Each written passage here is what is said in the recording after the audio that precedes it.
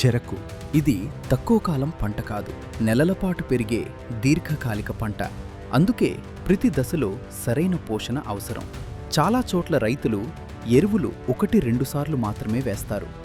కానీ పోషకాలు నీటిలో కొట్టుకుపోతాయి, గాలిలోకి వెళ్ళిపోతాయి, మట్టిలోనే లాక్ అవుతాయి. దీని ఫలితం తిల్లర్లు బలహీనంగా ఉంటాయి, పెరుగుదల అసమానంగా ఉంటుంది, దిగుబడి తగ్గుతుంది.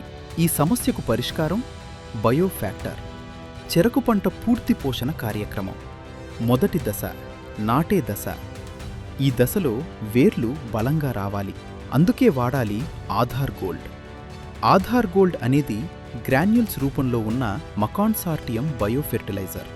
1 ఎకరానికి 4 కిలోలు చెరకు నాటే సమయంలో వేయాలి. ఇది నత్రజని, ఫాస్ఫరస్, పొటాష్, జింకును మొక్కలకు అందుబాటులోకి తెస్తుంది. మొక్కలోపలే నివసించే ప్రత్యేక బ్యాక్టీరియా ద్వారా నత్రజని నిరంతరం అందిస్తుంది. రెండవ దశ పెరుగుదల దశ. ఈ సమయంలో చెరకు ఎక్కువ ఆహారం కోరుతుంది.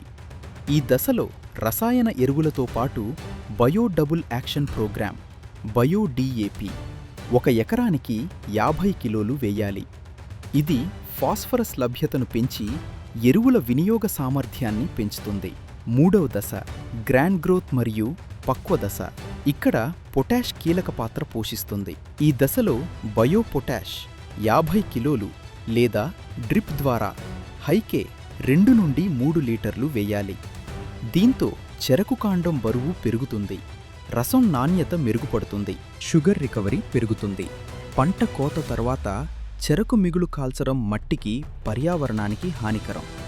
దానికి పరిష్కారం బయోలాజికల్ డి 1 లీటర్. ఇది చెరకు మిగులు త్వరగా కుళ్ళిపోయేలా చేసి మట్టిలో సేంద్రియ పదార్థాన్ని పెంచుతుంది. నాటే దశ నుంచి కోత తర్వాత వరకు. బయోఫ్యాక్టర్ చెరకు పూర్తి కార్యక్రమం దీర్ఘకాలిక పంటకు నిజమైన జీవపోషణ.